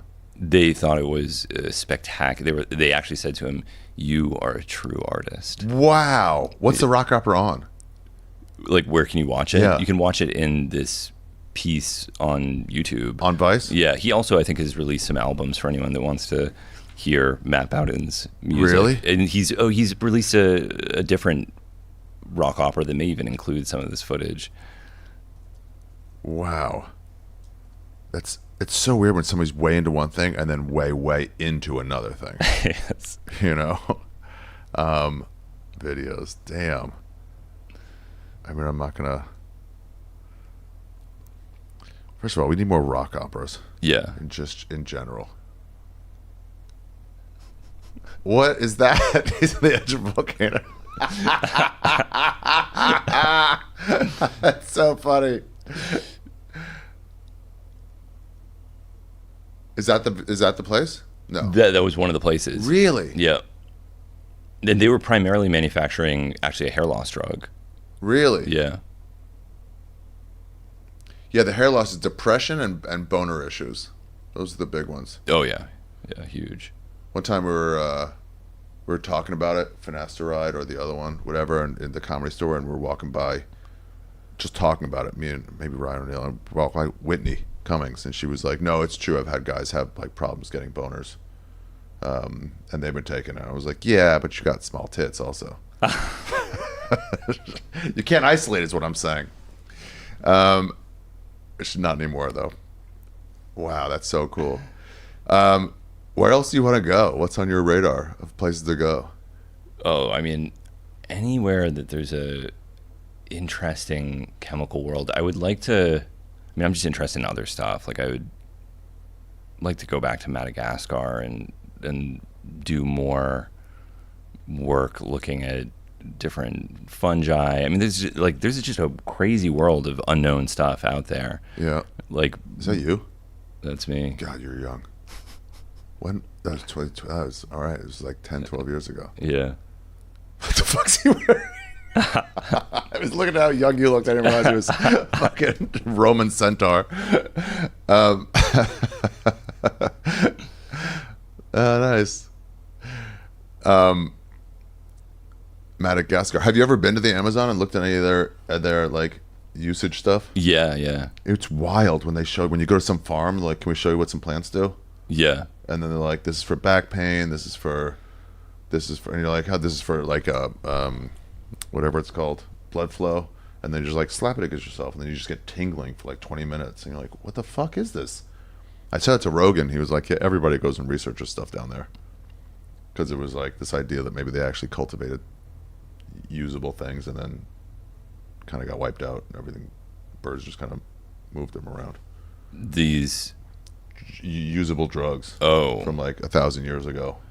Oh yeah, I mean that's like most of the drugs that are commonly used are derived from some kind of natural product. That's been the tactic from the beginning. And even these things like fentanyl, it's part of this kind of long path of modification and seeing how a natural structure can be altered in order to accentuate certain effects. This is the case with most psychedelics as well. Like all of the psychedelics that I've made, you're kind of starting from psilocin or psilocybin or DMT or something like that. And you strain it pretty much, and then you modify it Right. structurally, yeah. Wow. The coolest one was they were like, this is for period cramps. And then they were like, how did you people know that? You know, they're like, this was for a venom antidote for a snake. Like, how you know? Like, well, look at it, and it looks like a fucking split tongue. And Oh, you're like, what? And then it's like, yeah, it's like it's speaking to us. yeah, That's there's a what they all term for say. it. It's called the doctrine of signatures. What is that? That's the idea that a medicine resembles what it is treating. So if you're having testicle problems, you have an orchid because Yeah, right. it's Oh, right. testicular in its character. But then it's like, if it was cultivated however long ago, they're like, well, make it look this way too. Yeah, get the most. Yeah. Like the putting red dye in like strawberry soda. You know, it's like it will taste strawberry without it. But the coolest one was period cramps, and like, how'd you know? And he like turned it over, and the leaf looks like it's been dipped in blood halfway. It's wild. I'll show you a picture of it. It's nuts. And you're like, what? And I'm like, did you plant this? He goes, no, they're everywhere. We talked to this ethnobotanist down there. It was so cool. Anyway, all right, Hamilton. Thanks. That fucking seems amazing. What a fun Thank trip. you. What a fun trip. So how'd you lose all the footage? It sucks. So it never came out? One of them, of the 3 times I went to film in these Chinese labs, one of the trips, the footage was lost. Oh, okay. But You still got your story. the rock opera stuff's on YouTube. Okay. Yeah. What are you working on now? What are you doing these days? I have a podcast that is mostly about drug chemistry, and I was just making new psychedelics for years. I'm trying to transfer that research to a new lab at the moment, but that was it. I was just focused on creating as many new psychedelic drugs as possible. Why'd you get into psychedelics? You seem from like, and Are You Just? Who's that guy from San Francisco? He was all into just vegetables, and then he was like, I should research mushrooms too. I don't know why I didn't. Vegetable guy? He was like a food grower, like researcher I don't know. for decades and decades, and then he was like, why have I not looked into mushrooms if I'm into the potency of jalapenos and everything else? Yeah. You know him. Very well known. I think he's from the Bay. Not Paul Stamets. Maybe. No. That's the no. That guy looks like a mushroom. He's like more culinary, and then he just Michael Pollan? yeah. Yeah. How did you get from just like scientist to cool? No, it was in the opposite direction. I was interested in drugs, and then it's kind of like people that are very into music often become musicians because in order to fully understand music, you play an instrument, you record music, you understand all of the intricacy. So it's kind of, if you're really interested in drugs, you kind of have to Where does this come from? learn chemistry. Wow. Oh, interesting. Are there any cool new ones coming? Yeah, there are. Yeah, I mean, this is because in this legalization, medicalization movement, there's been an influx of funding to study psychedelic drugs that never existed previously. Like, I've been doing chemistry related to psychedelics for 13 years or 14 years, and before 2021, I think it was maybe like the cumulative funding that I'd received was one $4,000 grant from Tim Ferriss. Like, the government certainly wasn't giving us money. Like, it wasn't happening. And then suddenly there's like an enormous amount of support to do the research, and it has been really good. It has resulted in the creation of an enormous number of new drugs. That's great. I love also Tim Ferriss is like known for the most part as this like how to get your work done guy, but he's just a fucking hippie at his heart. He's just a fucking, I want people to do drugs safely at festivals. Yeah, he's a believer. Have a good time. He's a real mensch. Yeah, he's a real mensch. Yeah. It's just surprising when you get somebody from that world being cool. Yeah. Yeah. Anyway, Instagram, you can follow him, Hamilton Morris. If you can't spell that, you shouldn't listen to this podcast. It's an easy one. Who's that guy? I was trying to prevent the DEA from prohibiting these psychedelics, and was selling the DEA as a terrorist organization T-shirt. So it's just a friend of mine who's modeling the DEA as a terrorist organization shirt. Nice. Dude, this was really cool. That sounds like a fun trip too. Yeah. Did you have any fun time while you were there, or is it just the research and come home? I thought the whole thing was extremely fun. I mean, I love this stuff. It's immensely fun for me to see any of this stuff. Nice. Yeah, that's so funny. I'll pass right, but like the Obey Giant campaign. Yeah. And one of the ideas was like, you put the stencil up, or a fan will put a stencil up somewhere. It'll just Andre the Giant. Yeah. And should make you look at your surroundings in a way you haven't. Or like you're passing by and you're like, oh, there's that giant, Andre the Giant guy. I'm like, what is this building it's on? I pass this every day at work, on the way to work. Like, what is this? And it's like, oh, it's a t-shirt factory. And you're like, oh, I never thought about it. Yeah. I've never thought of Shanghai and China as a manufacturing. Like, that's not my Shanghai at all. Yeah. It's the cauldron from which I'll so see it much now emerges. if I go back. I'll be aware of it. Damn. All right. Well, that's it. Thank you. I love the conversation. Yeah, that was really cool. That helped me get to the bottom of fentanyl. All of us, like drug users, are like, what's going on? And we're not getting real answers. Yeah. Yeah.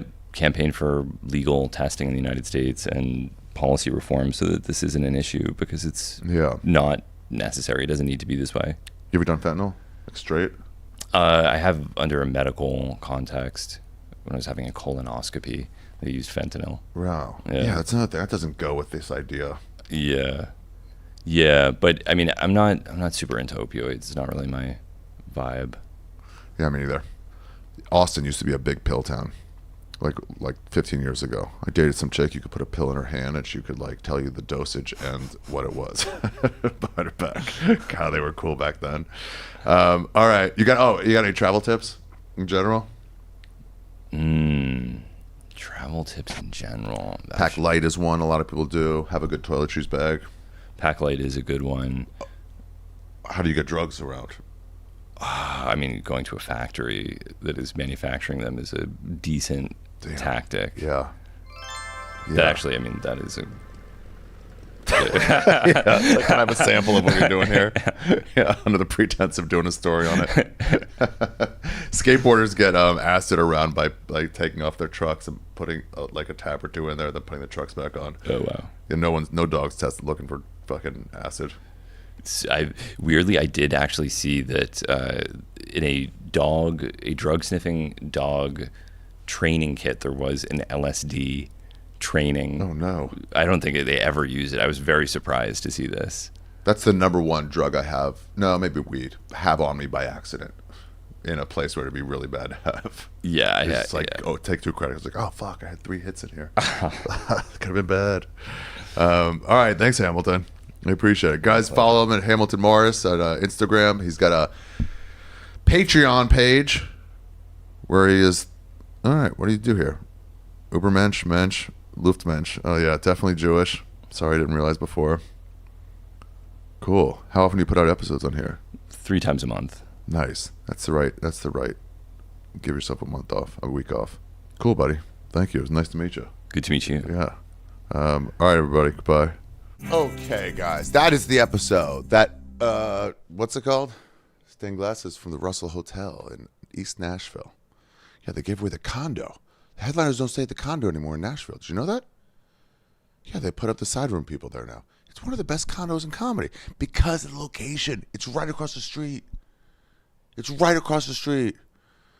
And the neighborhood's got better. I was there fighting for it when it was a crap neighborhood. And now they got that one thrift store. They got the coffee shop with a good pour over that Adrian added milk to and was very embarrassing to all of us. They were like, oh, well, I'd never. And the guy was like, no, I mean, it's up to your choice, however you want to do it. Ooh, I got to go meet Nate.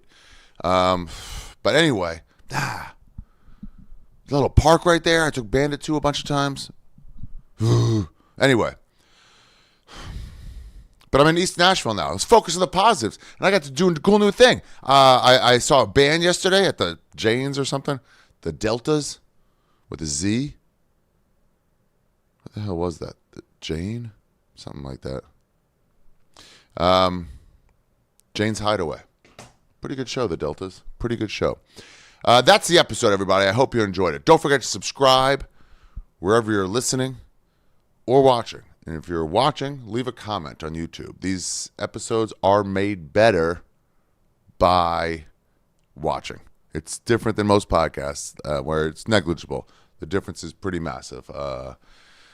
Alan Caffey, who edited this, expertly puts in the pictures that the guests have, video sometimes from all the episodes. He also does sound effects, which is fun. Who did that? Was that Chad or was that Alan? When bro, whoever's watching, I love it. When you take, I see it in the comments sometimes. I try to get in the comments for a couple days. When Gaffigan goes like this, they made a fucking whoosh sound.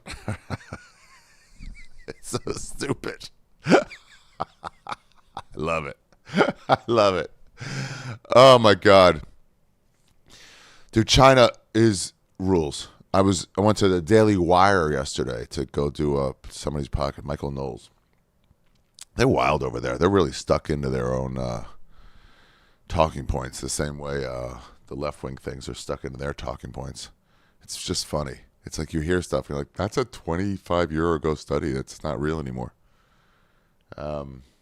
He's a cool guy, but like those talking points are all like the same. They're all quoting the same like research and stuff. But cool people, very welcoming. But yeah, I mean, the world is so much better. Nobody's fighting. Nobody's really fighting. Stay positive, everybody. That's the message of the shirt that you can get right now at arishafir.com. The Stay Positive shirt, I believe the R.I.P. Feidelberg shirts are all gone. I may be wrong. I only made 30 of those on purpose because really they were just for Feidelberg at KFC. Yoni Feidelberg. Rest in peace. If you saw my special, you know what I'm talking about. Ari Shaffir's America's Sweetheart on Netflix right now. Have you seen it? Stay till the end. The closer is the thing. I mean, I'm telling you, I've never seen a Hasidic guy laugh that hard as when I was doing that closing joke. He was fine the whole time. But when I was doing that closing joke, he was dying. You could hear him going, it was like oh my, the fuck is the world? China fucking rules, everybody. And Hamilton, I've already been quoting this episode, even though it wasn't out yet, as a reason to watch, to listen to this podcast. It is, first of all, I got through Hamilton from your suggestions. You guys put it out there on the YouTube. One, it helps the algorithm, but two, it helps me know who to book. Hamilton Morris, you said. So I got him. China. I think you even said, I think he went to China. So fucking great. I've admired his work. Not all of it, but a lot of it from afar for a while. Don't forget to check out the Hamilton Morris podcast or sign up for his Patreon, patreon.com/Hamilton Morris. I myself, for the You Be Trippin podcast, have almost raised enough money where we achieved our goal, where we can send someone around the world. So it's going to be soon to start looking for who that is. Maybe it's you. I've been reading your postcards. Some with Sagalo. I did a couple of episodes with Ryan O'Neal. Patreon.com/You Be Trippin. But might wrap up soon. I don't know. Anyway. But yeah, I said, listen, I went to China. It was a completely different trip to China than Hamilton Morris. Hamilton Morris went to China. All he wanted to do, I was telling this guy the other day, Azad, I was like, all he wanted to do in China was go to drug labs, right? I didn't go to any drug labs. So his China is way different than my China. My China was the first like foreign place I'd been. Like I was like, oh my God, this is crazy. I just want to get out and try the food.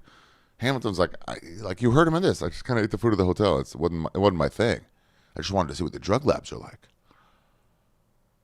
I mean, fucking cool. So it's different. And then I usually compare it to like my Paris was a writing class with Rolf Potts. Tim Dillon's Paris is probably going to be food related. Jim Jeffries, hookers. I don't know if that's true. I don't know if any of them have been to Paris. But I know I've been to Paris. But the point is, everybody's trip to a place is different. And I'm not interested in this podcast in getting like what sort of do in that place. It's what you did in the place, what your experience was. You be tripping. Is that the name of the podcast? It is. So anyway, guys, that's it. Today's episode was produced by Your Mom's House Network. They do a great fucking job. And that's it. I am on tour right now. All new material from America's Sweetheart, in case you're wondering. Although in Denver, I'm doing a Greatest Hits Week, which will include maybe one bit from America's Sweetheart. But write in your favorite bits of mine, even if you can't be there. Write them in, because I get to start the first day, and then I'm going to take suggestions from people. You know. But here's my road gigs. Adrian will be with me in some of the places. Fucking Luca. I hope you OD on Ozempic. Ugh, they're good again. San Antonio this week, not with Ari Matty. He had to go do a Killers of Kill Tony show. I got to find out who's going to open for me. Tampa, Florida with Steve Simone. Denver, Colorado with Colin Tyrrell. I'm doing the Greatest Hits Week. He's doing his own material. Schaumburg, Illinois, Atlanta, and Portland, all with Adrian Appalucci. Then San Jose, Orlando, Fort Lauderdale, Seattle, Vancouver, Calgary, Edmonton. That's all takes us through to middle of April, and then or early April, and then Anchorage, Alaska in June. That's my final show on this tour. I will not be touring for 2026. I will not be touring for the rest of 2025. If you don't see me here, you won't see me. And if I'm coming to one of these cities, I'm not going to be back there in 2027 either. So what are we in now, 2025? It's going to be 3+ years since you see me. I would get a ticket. Shows are added already in Vancouver, Calgary, Edmonton. The first shows are sold out. Show added in Orlando. Show added in Fort Lauderdale. And show added in Portland. Tickets are selling well. That's it, you guys. Until next week. I'm definitely forgetting to tell you something, and I don't remember what it is. Please subscribe. Buy some merch. AriShaffir.com. Okay. Bye. Next week, Israel with Jeffrey Osmus. That's going to be a fun one. To celebrate the peace accord. We're done, everybody. Palestinians and Jews, now that they signed a piece of paper, are mortal friends. Enemies no longer. That's right. Mortal friends. They signed a paper. Word is bond. Mortal friends, Palestinians and Jews. And anyone who wanted to co-opt that fight and said, hey, I want to weigh in. I'm really upset about this. I'm really upset. Peace accord. So it's all good. They've been cool with it. So you have to be cool with it too. It's like me and Bert. You'd be a fool. You'd be a fool right now to still be mad about me and Bert and the way he acted that whole time. The way he fucking pussed out. I'm saying, no, leave him alone now. It's over. I've forgiven him. So you need to move on. I've forgiven Bobby Lee for not fighting back. Who else? Probably a lot of people. I've forgiven all of them for not handling it the right way.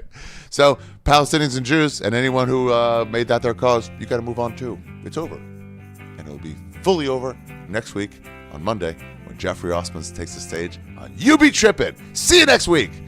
What was this one? China. Thanks for tuning in. Sure. I do know that word. Sure.